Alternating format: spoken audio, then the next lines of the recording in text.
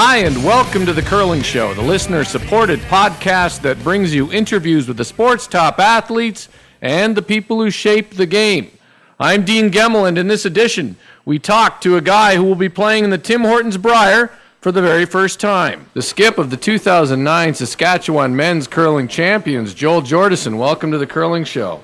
Hey, thanks for having me. I'm guessing you're going to like that introduction. It's been a while coming, I guess, hasn't it? Yeah, it's something the guys been working towards for quite a few years now, and for it to finally happen feels great. Were you starting to fear that you were going to be the Merv man of the modern era? Yeah, that was something that I held over my shoulders there a little bit. You know, just the thought that the guy could go play week in, week out, and play for the money all the time. But when it came down to the crunch and the Purple Hearts, that the guy might not ever come through in the crunch. Now, people who don't follow the game super closely may not know you quite as well because you haven't been to a Brier, but you play a lot on tour. You've been in a lot of Grand Slams. What still holds the big appeal for the Brier? Oh, I think it's just the pride of wearing your province's colors, and I think the pride that people have in the people who are the players that are representing them, and to the green and white is a big thing in this province, all the way from our Saskatchewan Rough Riders right through to the Brier and other sports. Hey, in your provincial tanker play down there, the what do you guys call it, Saskatchewan? The Saskatchewan tankard. You lost to Pat Simmons twice on the way. Actually, you lost to him throughout the event, but then you beat him in the final. That team struggled more than they have ever this year. Did you feel going into it that this might be your best chance to beat them? Not so much because they had struggled or what appeared to have been struggled this year. We felt like we had a good chance just because of the hard work we'd put into it this year and the steps that we'd taken over the past 6 months or so. It's by far the best team I've ever played on, and we went into the provincials there and didn't let ourselves down. You made a change this year at second, brought in Aaron Schmidt. What does he bring to the team? What Schmidt's brought to us is a great calmness to the team. He's a good leader, and at the same time, he's an excellent judge of weight, and just the sweeping as a front-end player, his sweeping is exceptional, and it's definitely won us games this year.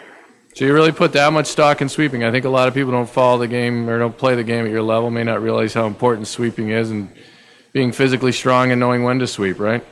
Yeah, that's exactly right. And like I said, it has made a huge difference for us this year, and it's very noticeable. And like I said, it's sweeping can win and lose you games, and they've definitely, our front ends won us more games than lost us this year. That's for sure. Well, they can you can always blame them when you lose, though, right? I mean, you can blame them for Yeah. Whenever exactly. you miss the last rock, it's usually their fault, I imagine. More often than not, I don't think that's the case. I'm kidding.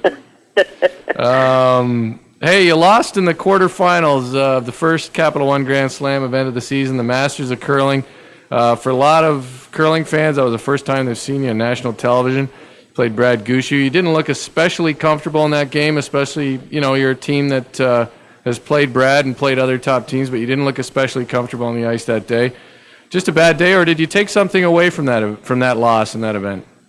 You hit the nail right on the head there. Not real comfortable. I didn't feel bad going into it, and I think the guys felt pretty good going into the game. And for the most part, the guys played well. Myself, I struggled though, and I don't know. I still don't know for sure if it was the fact of the national exposure, or if it was just an off day. But I'm thinking it was a combination of the both, and we learned from it, and I learned from it. I took a lot away from it, and I'm thinking that it was a great experience, especially now that the guy's going to be able to be doing it again. Do you think you'll be more comfortable being mic'd and everything else during the Brier because of that game? Yeah, I think definitely. Like I said, we when the Saskatchewan provincials have been on television in the past, they weren't. I guess they weren't on the same system this year, but they have been, and you have mics and everything else. But it's only in your home province, I guess, right? Yeah, there's always being on national exposure is a whole new ball game.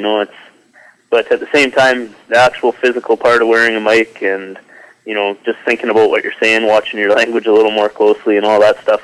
That's nothing new. So I mean, it's like I said, I think getting that national exposure there, it'll definitely serve us well. What do you think about the what's your take on the field for the Tim Hortons Brier this year?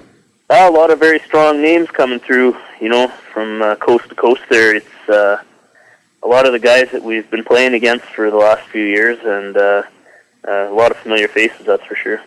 There's a bit of pressure on Saskatchewan teams. I don't think it's fair either, but it's been a long time since Saskatchewan has won a Tim Hortons Brier. Are you feeling any of that yet? No. I don't know if I'm going to put a whole bunch of pressure on ourselves this season. It's one of those things. We put enough pressure on ourselves to go out and win every time we go out and play the game that, you definitely go out there, and I think I'll feel more a sense of immense pride being able to wear the colors and represent the people. And I think the main pressure that we'll put on ourselves from that aspect is just going out there and doing a good job representing the province. And win or lose, as long as we do a good job and hold our heads up high and play well, that's all we can hope for. You guys, I think, are on pretty good terms with Pat Simmons' rink. Dean spared for Pat Simmons in a Grand Slam once. Have you talked to those guys at all about their first time at the Brier? No, we haven't got together and talked, and that's something that we'll have to look into. There's an awful lot of experience that we need to draw from around, like the fact that Scott's been to the Brier. He was in Calgary there a few years back, and we've enlisted Rod Montgomery, another Moose Jaw guy here that I used to play with, that has been to the Brier and made the playoffs a couple times, so as a skip. So the experience from those two guys alone, I think we're going to draw an awful lot off of. So is Rod your fifth, or is just Rod is our fifth man, yeah. Okay. Let's talk a little bit about the format you guys have out in Saskatchewan for provincial men's. It seems to be the most popular format among curlers of any one that's out there. Do you like it, and why do you like it? Oh, yeah, I do, and I think it's a great format. It's years ago we started up Saskatchewan Curling Tour, and it's what it's done a lot of is it's helped rejuvenate a lot of spiels in small towns.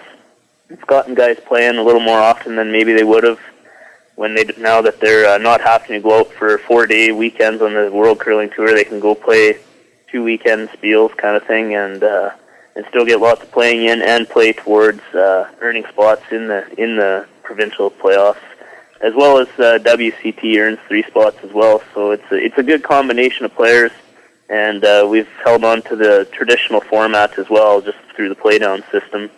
And I think another great thing about it is there's always it seemed like there was a rift between the actual curling association in the province and the players, and I think that kind of can be said for maybe a lot of the provinces, just not being on the same page.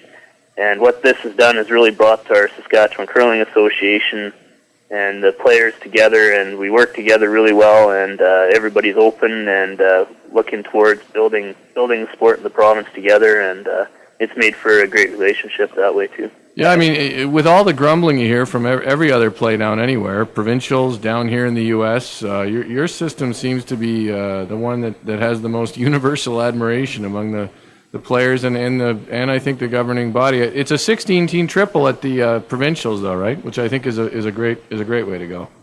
Yeah, 16-team triple with the page playoff, 1A, 1B, and 2C. Yeah, I think a lot more provinces need to look at a triple knockout provincial final. It's something as well. Like, I mean, you're not there for a full week. You get there, you start playing the Wednesday, and the finals on the Sunday, kind of thing. So I mean, some of them are an awful lot of guys have to take an awful lot of time away from work, and that's another aspect of this that we try to keep it as reasonable as possible for people so that it's not expense-wise quite as high. I mean, that's a great point. That's, you're a guy and you're a team who's putting a ton into it, but even then you can recognize the need at all levels to make it so a guy doesn't have to take off, a week and a half just to, between a regional play down and a provincial final to make it happen. I think that's critical, actually, and you can even, I think what some associations are finding is that they even save money because you're in an arena or wherever you put it for less time. Yeah, that it makes complete sense, right? It's time is money, and if like you said, if we can run a a good play down format in the minimal amount of time, that's obviously key. All right, Joel. Well, it's good to see you get there. It's been, I think, people have followed the game. I mean, I'm a big fan of Pat Simmons' team, but it's been pretty obvious that you guys were ready to claim your own title at some point. So good for you. We finished with a run back. I'll give you a topic. You give me your thoughts in 1 to 3 words. Okay. Brad Height.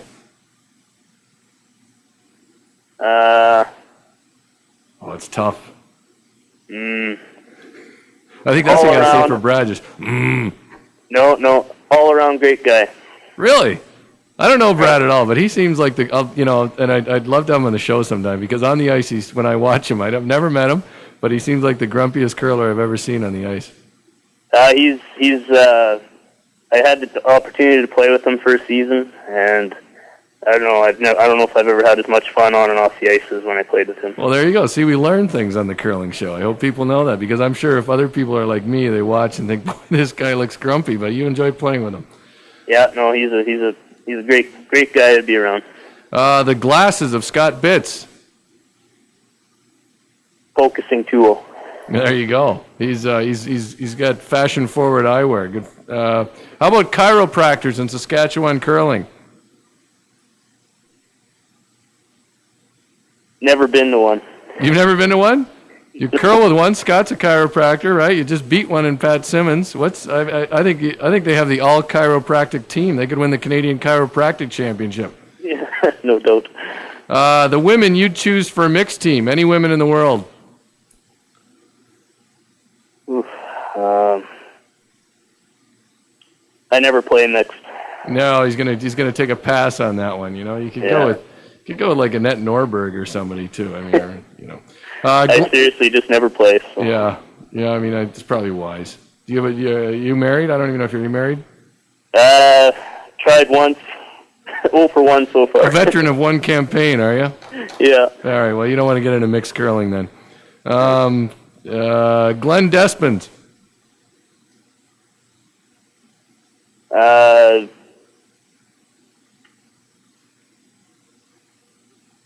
Man. Very devoted curler. He's another fiery guy from out there in Saskatchewan. You guys breed these guys that bring a real intensity to the ice, but yeah. They had a pretty fiery crew they put together just for the provincials, I guess, didn't they? Yeah. The Saskatchewan banquet jackets, you've been fitted up for those yet? That you'll wear at the Brier? Yeah. Unfortunately, we don't have the green blazers this year. They don't have the green blazers. So what, they got something tasteful? They're going away from them, I guess. Oh, so, geez. What do you have, a nice tweed? I don't know. I think we're going to have to look in to see what we're getting here. I'm not even exactly sure yet. I just know that I've got one from juniors, and it's hanging in my closet, and they're great. Was it the plaid, or was it just straight up green? The straight Kelly green there, or whatever Kelly green is. I don't know if Alberta, I mean, I played in the 88 Brier, lucky enough when I was 20, and I got in the elevator with Ryan and Walchuk, and they were wearing the old Alberta plaid banquet jackets that were just right out of the used car salesman's catalog. They're unbelievable. I hope they still make Hebert and Morris and Martin and Kennedy wear those, but they probably don't. And finally, Pat Ryan and Lindsay Ryan playing in the Brier Patch. Must see it. A must see for sure.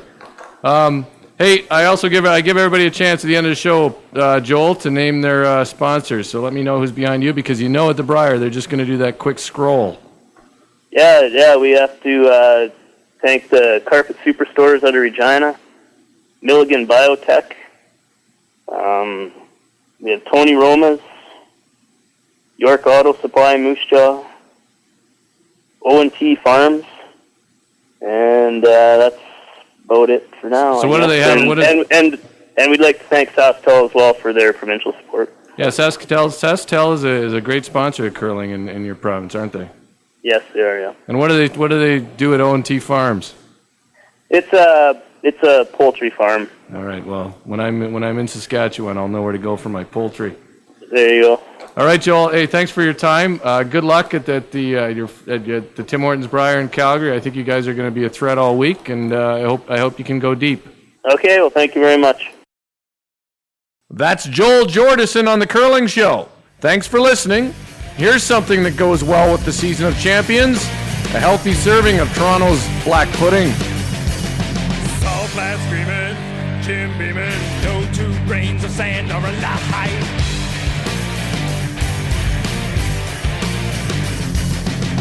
Sow the seed, reap the speed, angel's wing on a Chinese kite, yeah!